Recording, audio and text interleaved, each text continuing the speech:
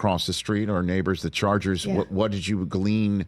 Or I don't know when you were there last, but about Herbert's foot here. I mean, like that's what it's all here. Before Justin Herbert obviously injured his foot. I mean, what do you kind of know about those injuries? Like those things can linger. I mean, but if there is anybody as tough as Justin Herbert, I mean, the guy played last year with his thumb like kind of in, kind of out and around. So it'll be interesting to see. The part that I'm concerned about, whether his foot heals or not, is that this is a new offense. This is an entirely new receiving core for him.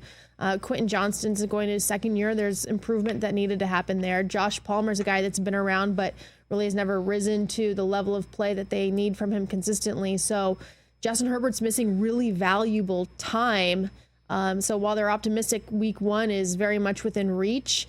It's like how much of just building chemistry are you missing out not being out there for several weeks? And if so, like how much time is that going to take in the season for you guys to be able to kick it into gear together? So being around, I guess you've been mostly Southern California based so far during training camp, but just the general sense, I'll ask you the question I've been asking so many of your colleagues and ours in the business, certainly in the reporting and information business that in which you reside, the team that everybody's talking about, that has most improved, that has gone ahead, saw their issues from last year, hit it in free agency, hit it in the draft, hit it in the coaching hiring, that people feel, all right, that team or improved their standing from last year's already terrific standing. I'll give you the floor. Gosh, you're going to stump me on the final question. On that.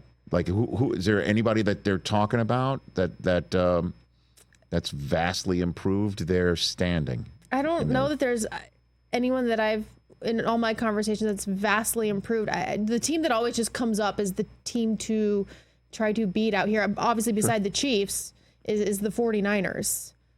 Sure. I mean, they haven't improved anything. All they have is like controversy going on right now. Sure. So what about then, I guess, which team do you hearing the most that has the best chance to win this year? Depending on how the Brandon Ayuk situation shakes out, the Niners. Like they are the team to beat. They're the team to catch out here.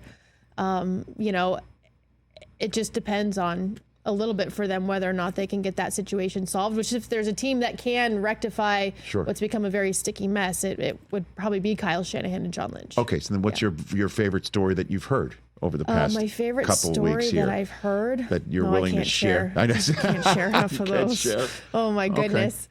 You know what? Probably favorite story I've heard is just Antonio Pierce. They came out here for training camp and he was taking his guys out to the beach for their final jog through. So I thought, okay, let's having a little fun. Like they've Top been Gun sweating Maverick? it out. Is that what you're saying? Like I don't think they're me in denim jeans playing volleyball. Okay, I don't know. Maybe that's in someone's contract. No injury clause. That's probably true. But right. that to me is like, just a sign of they worked really hard. They were getting. it was a very physical practice what I saw, and now they're ending with a little bit of fun. Kind of makes sense that Antonio Pierce would have a physical practice, right? Yeah. I mean, that's just.